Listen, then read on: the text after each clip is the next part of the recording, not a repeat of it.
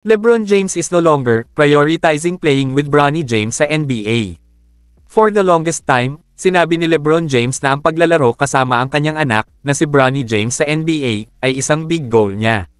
Recently, kamakailan, hindi gaanong naging matatag si LeBron sa topic kapag nagsasalita sa publiko at sinabi ng NBA insider na si Adrian Wojnarowski na hindi na ito tinitingnan ng Los Angeles Lakers superstar bilang prioridad.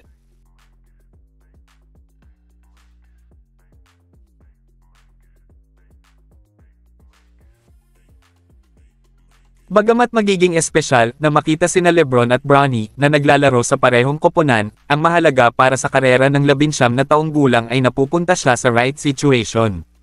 Kailangan niyang pumunta sa isang team na napakatyaga sa kanya at may maayos na setup para sa kanya upang ma-develop ang kanyang laro.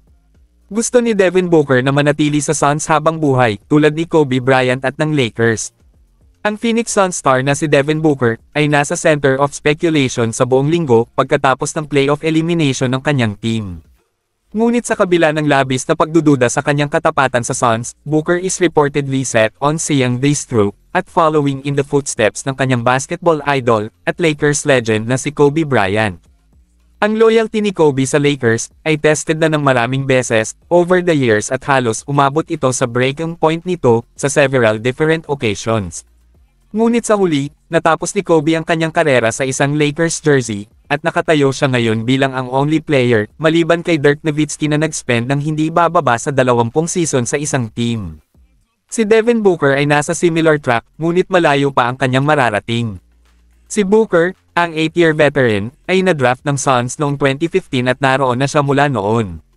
Sa paglipas ng kanyang panunungkulan sa team sa ngayon, he's experienced great highs and lows, mula sa pagiging isa sa worst teams sa West, hanggang sa pagiging just 2 wins away na lang para manalo sa finals.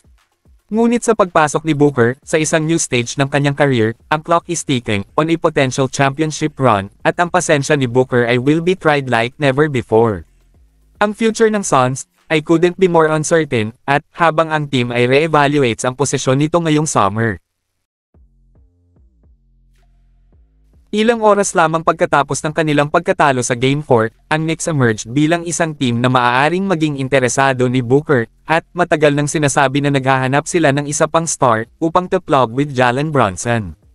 Kahit na ang isang potensyal na team ng Knicks ay might be with Devin Booker, ang ganitong senaryo ay remains unlikely considering na si Booker ay nasa under contract hanggang 2028. Para sa isang team ng Suns, has sacrificed so much to build ang roster na ito, hindi nila kayang mag-backout ngayon, at ang kanilang best option ay to keep moving forward and run it back with the Big Three.